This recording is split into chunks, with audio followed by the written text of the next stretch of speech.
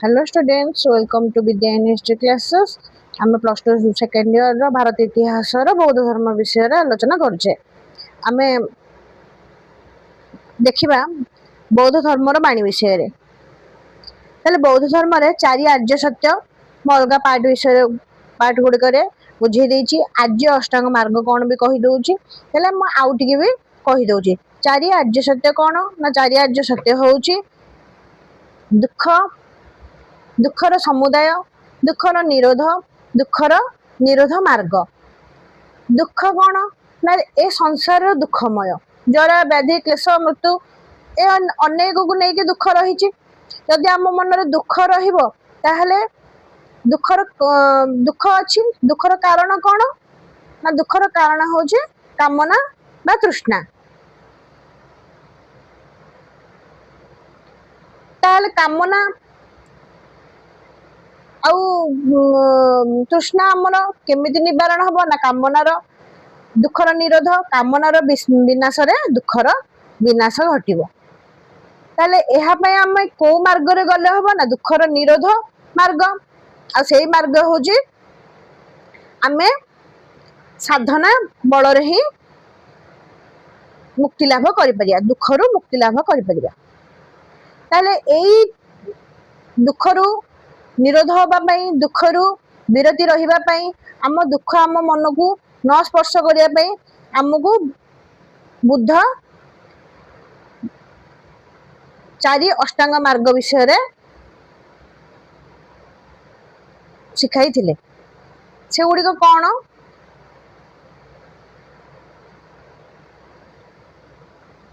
आर्य अष्टांग मार्ग गुड़िक कौन सम्यक वाक्य सम्यक कर्म सम्यक जीविका सम्यक उद्यम सम्यक स्मृति सम्यक समाधि सम्यक दृष्टि और सम्यक संकल्प।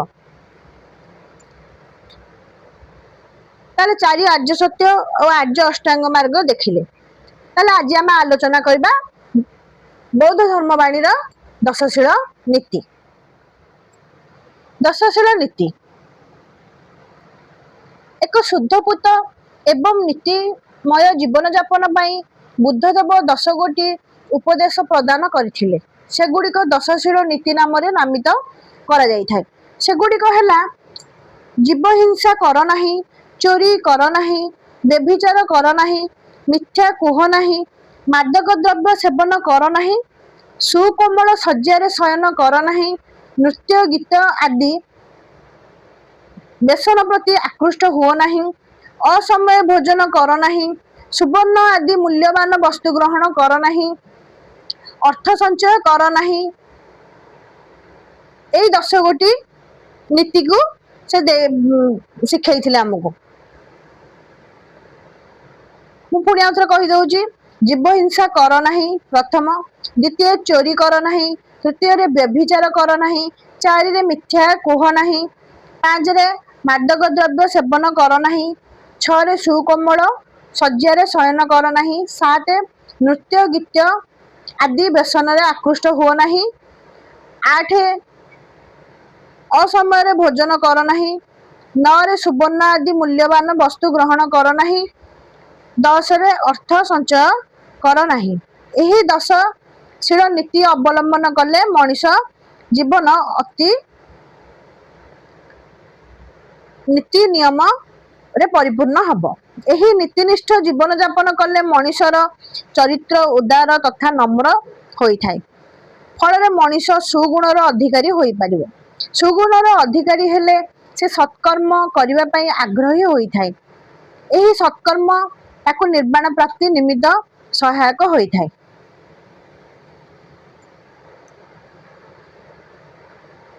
ताले देखिया प्रतीत्य समुत पाद। प्रतीत्य समुत पाद कौन ना एही वैचित्रमय सृष्टिर रहस्य अनुध्यान करने को जाई बुद्धदेव जो नियम अवतारण करथिले ताहा प्रतीत्य समुत्तपाद नाम ख्यात। तांको मतरे एही पृथ्वी ईश्वरଙ୍କ द्वारा सृष्टि नुह अथवा आकस्मिक भाव रे सृष्टि होई नाही बा प्रकृति अथवा शाश्वत परमाणु गुड़िक द्वारा सृष्टि होई नाही। आमे समस्त जानिचे जे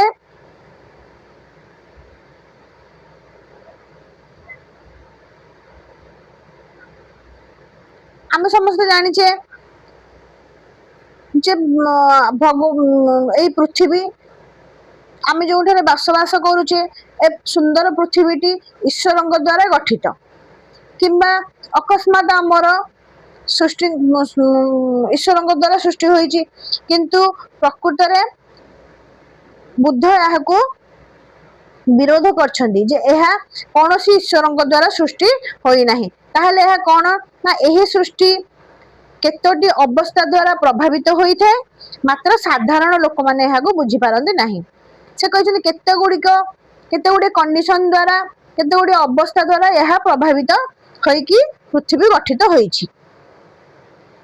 से माने समुद्र एवं ढेउ मध्य पार्थक्य देखि थांती मात्र समुद्र जे केतोटी अवस्था द्वारा ढेउ को रूपांतरित होई थाए एकथा से माने उपलब्धि करि पारि नथांती। ठीक सही परि अनेक गुडी अवस्था रे समाहार रे एही विश्व गठित होई थाए। विभिन्न अवस्थार समाहार रे मध्य घटनाटी संगठित होई थाए। प्रत्येक क्षेत्र रे गोटिए अवस्था अन्य एक अवस्था ऊपर निर्भरशील।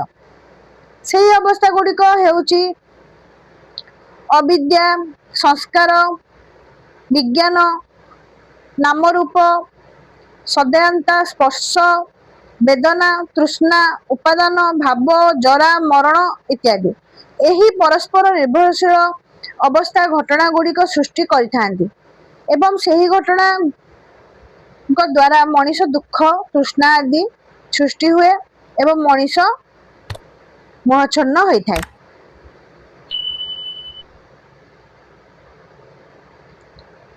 ताहले मनीष निर्वाण किपरि प्राप्त होइथाय देखिबा।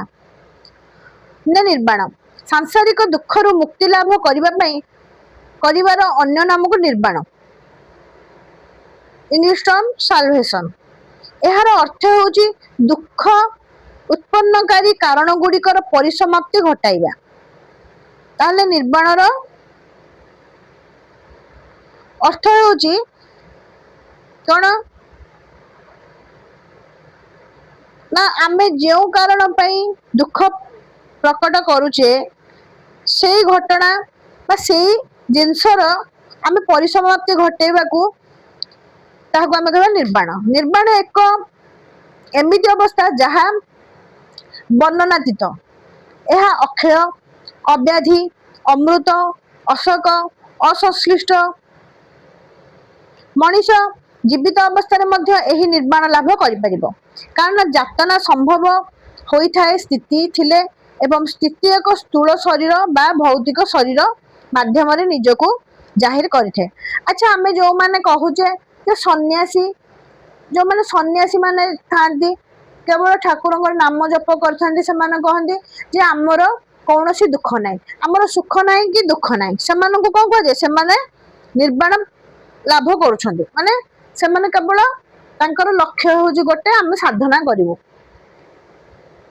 संसार रो सबु मोह माया ठारू से माने दूरे की रुहंती ना से मानकर कौनसी पाइबार आशा थाए ना कौनसी हरैबार दुख से माननको थाए तेणु ताहा ही हेउची निर्वाण प्राप्तिर उपाय। मनीष कामना शून्य हेले निर्वाण लाभ करि थाए। ब्रह्म विहार मनीष कामना विहीन अवस्था रे उपनीत हेबाकु हेले सदाचारी हेबा विधेय बोली बुद्ध मत व्यक्त करथिले। एही सदाचार आचरण निमित्त एक निर्मल मन सतत आवश्यक। एही निर्मल मन पुणी चारोटी सद्गुण रे परिपूर्ण ता कौन कौन उपेक्षा समस्तंक पई समान भावपूर्ण हेबा मेत्ता समस्तंक पई मैत्री भाव पोषण करिबा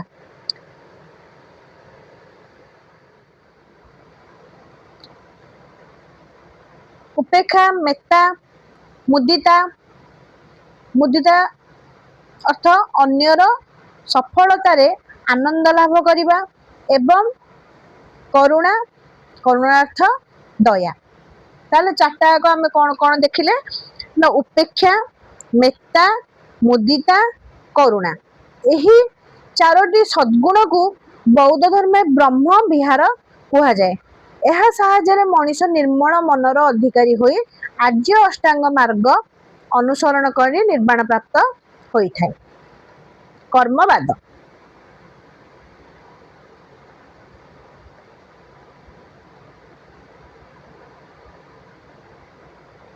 ଗୌତମ ବୁଦ୍ଧ ଥିଲେ କର୍ମବାଦ ଥିଓରି ଅଫ କର୍ମାର ପ୍ରବକ୍ତା। ତାଙ୍କ ମତରେ ମନୁଷ୍ୟ ତାର କୃତକର୍ମ ଅନୁସାରେ ଫଳ ପ୍ରାପ୍ତି ହୋଇଥାଏ। ଦୁଷ୍କର୍ମ ତାକୁ ବାରମ୍ବାର କାମନାସକ୍ତ କରାଇଥାଏ।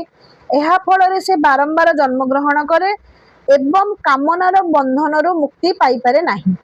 କିନ୍ତୁ ମଣିଷ ସତ୍କର୍ମ କଲେ ଏହା ତାହାକୁ କ୍ରମଶଃ କାମନାରୁ ମୁକ୍ତ କରାଇଥାଏ। ଫଳରେ ସେ ଇହଧାମରେ ନିର୍ବାଣ ପାଇବା ସଙ୍ଗେ ସଙ୍ଗେ ମୃତ୍ୟୁ ପରେ ମଧ୍ୟ ନିର୍ବାଣ ପ୍ରାପ୍ତ ହୋଇଥାଏ।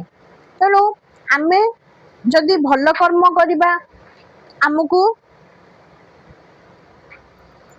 ସୁଫଳ ମିଳିବ ଏବଂ କୁକର୍ମ କଲେ ଆମକୁ କୁଫଳ ମିଳିବ।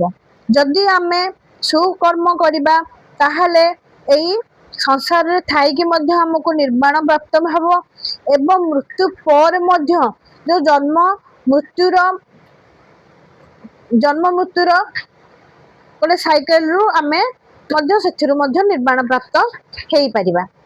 ଏଣୁ ମଣିଷ ଜୀବନ ପାଇଁ ସତ୍କର୍ମ ଏକାନ୍ତ ଆବଶ୍ୟକ ବୋଲି ବୁଦ୍ଧ ଦେବ ମତବ୍ୟକ୍ତ କରିଥିଲେ। ଆର୍ଯ୍ୟ ଅଷ୍ଟାଙ୍ଗ ମାର୍ଗ ସତ୍କର୍ମରେ ମଣିଷକୁ ବାନ୍ଧି ରଖିବା ପାଇଁ ନିୟନ୍ତ୍ରକ ହିସାବରେ କାର୍ଯ୍ୟ କରିଥାଏ। ସେ ଯେଉଁ ଆର୍ଯ୍ୟ ଅଷ୍ଟାଙ୍ଗ ମାର୍ଗକୁ କହିଥିଲେ 8ଟି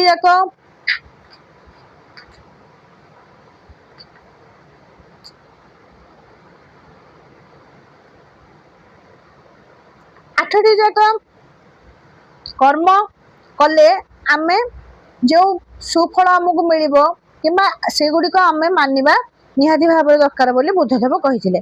ଏହି କର୍ମବାଦ ଧାରଣା ଦେଇ ବୁଦ୍ଧ ହିନ୍ଦୁ ଧର୍ମରେ ଥିବା କର୍ମବାଦକୁ ଅଧିକ ସରଳ ଏବଂ ପ୍ରାଞ୍ଜଳ ଭାବରେ ନୂତନ ପୁତ ଦେଇ ଲୋକମାନଙ୍କ ଆଗରେ ଉତ୍ଥାପନ କରିଥିଲେ। କାରଣ ହିନ୍ଦୁ ଧର୍ମ ବେଳକୁ ବେଳ ହିଂସାର ରୂପ ନେବାକୁ ଲାଗିଥିଲା। ତେଣୁ ତାକୁ ସରଳତର କରିବା ପାଇଁ ବୁଦ୍ଧଦେବ ଆଗେଇ ଆସିଥିଲେ। ଅହିଂସା। ତାହେଲେ ଦେଖିବା ଅହିଂସା ବିଷୟରେ ବୁଦ୍ଧଦେବ କଣ କହିଛନ୍ତି। ଧର୍ମ ବର୍ଦ୍ଧମାନ ମହାବୀରଙ୍କ ପରି ବୁଦ୍ଧ ଥିଲେ ଅହିଂସାର ପ୍ରବକ୍ତା। ସତ୍କାର୍ଯ୍ୟ ଠାରୁ ଅହିଂସା ଆଚରଣ ଅଧିକ ମହାନ ବୋଲି ସେ ମତବ୍ୟକ୍ତ କରିଥିଲେ। ସେ ମାଂସ ଭକ୍ଷଣକୁ ନିରୁତ୍ସାହିତ କରିଥିଲେ। ଏହା ଫଳରେ ଶିକାର ଓ ପଶୁବଧ ପାଇଁ ଲୋକମାନେ ମନ ବଳାଇବାରୁ କ୍ଷାନ୍ତ ହୋଇଥାନ୍ତି। ଅବଶ୍ୟ ବୁଦ୍ଧଙ୍କ ଅହିଂସା ମହାବୀରଙ୍କ ଅହିଂସା ଠାରୁ ମହତ୍ତର ନଥିଲା। କାରଣ କେତେକ କ୍ଷେତ୍ରରେ ବୁଦ୍ଧ ମାଂସ ଭକ୍ଷଣ କରିବାକୁ ମଧ୍ୟ ନିଜ ଶିଷ୍ୟମାନଙ୍କୁ ଉପଦେଶ ଦେଇଥିଲେ। କାହିଁକି? ଜୀବନ ରକ୍ଷା ଉଦ୍ଦେଶ୍ୟରେ। ତ୍ରିରତ୍ନ।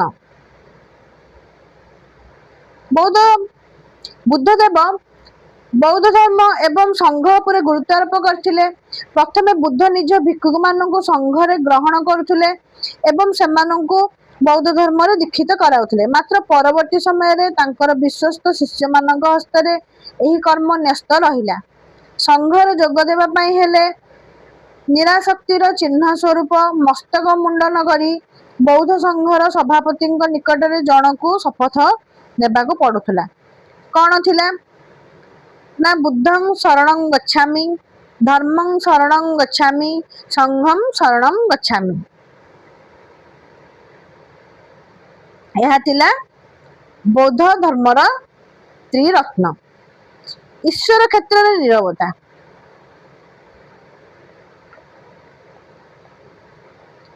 ବୁଦ୍ଧ ଈଶ୍ୱରଙ୍କ ସମ୍ପର୍କରେ ନିରବତା ଅବଲମ୍ବନ କରିଥିଲେ। ସେ ମହାବୀରଙ୍କ ଭଳି ଈଶ୍ୱରଙ୍କ ଅସ୍ତିତ୍ୱକୁ ଅସ୍ୱୀକାର କରିନଥିଲେ।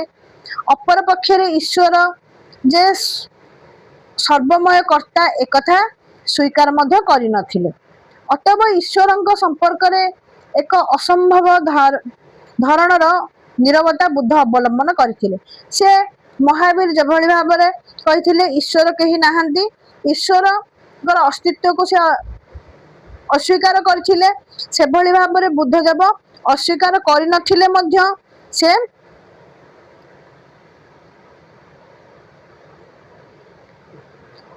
ଯଦିବା ଅସ୍ୱୀକାର କରିନଥିଲେ କିନ୍ତୁ ତାଙ୍କୁ ମଧ୍ୟ ଅଛନ୍ତି ବୋଲି ମଧ୍ୟ ସମ୍ପୂର୍ଣ୍ଣ ରୂପରେ ମାନି ନଥିଲେ, ସେଥିପାଇଁ ସେ ନୀରବ ରହିଥିଲେ।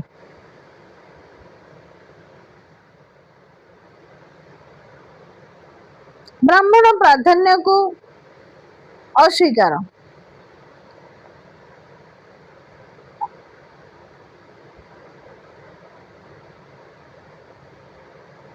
ଗୌତମ ବୁଦ୍ଧ ବ୍ରାହ୍ମଣ ମାନଙ୍କର ପ୍ରାଧାନ୍ୟକୁ ଅସ୍ୱୀକାର କରିଥିଲେ।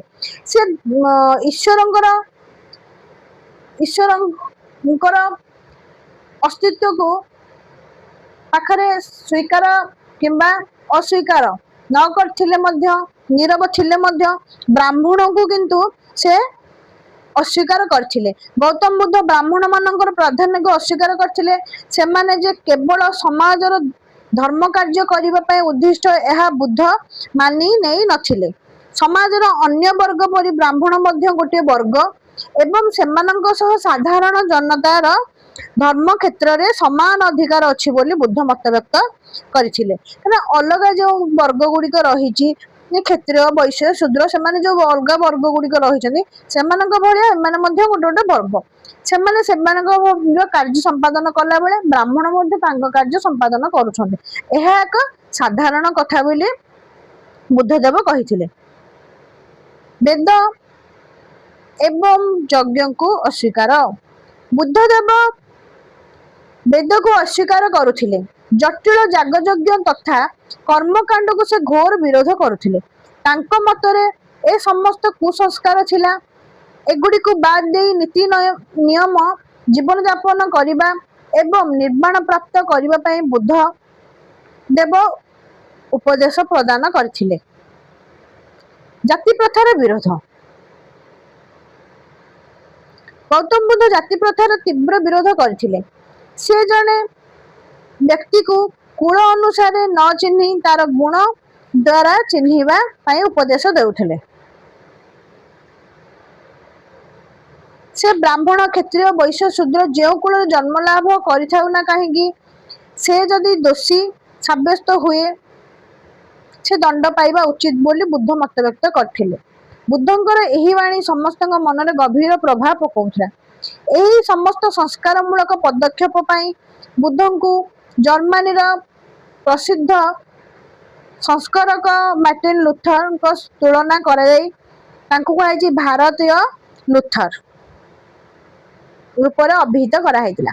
ଗୌତମ ବୁଦ୍ଧ ଅତ୍ୟନ୍ତ ସରଳ ଏବଂ ସାବଲୀଳ ଭାବେ ତାଙ୍କର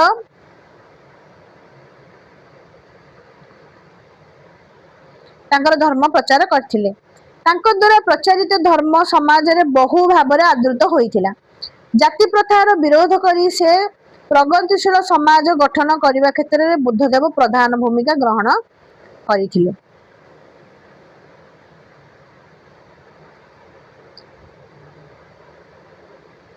ତାହେଲେ ବୌଦ୍ଧ ଧର୍ମର ବାଣୀ ଗୁଡ଼ିକ ବିଷୟରେ ସରିଲା ଭିଡ଼ିଓଟି। ଯଦି ଭଲ ଲାଗିଛି ଲାଇକ୍, ସେୟାର ଆଉ ସବସ୍କ୍ରାଇବ କରିଦେବ। ଆଉ ଲାଇକ୍ ଟିକେ ସବସ୍କ୍ରାଇବ ଟିକେ କରିଦେବ। ଭିଡ଼ିଓଟି ଦେଖୁଛ କିନ୍ତୁ ଲାଇକ୍, ସେୟାର, ସବସ୍କ୍ରାଇବ କରିଦଉନ, ପ୍ଲିଜ ଲାଇକ୍ ଆଉ ସେୟାର କରିଦେବ।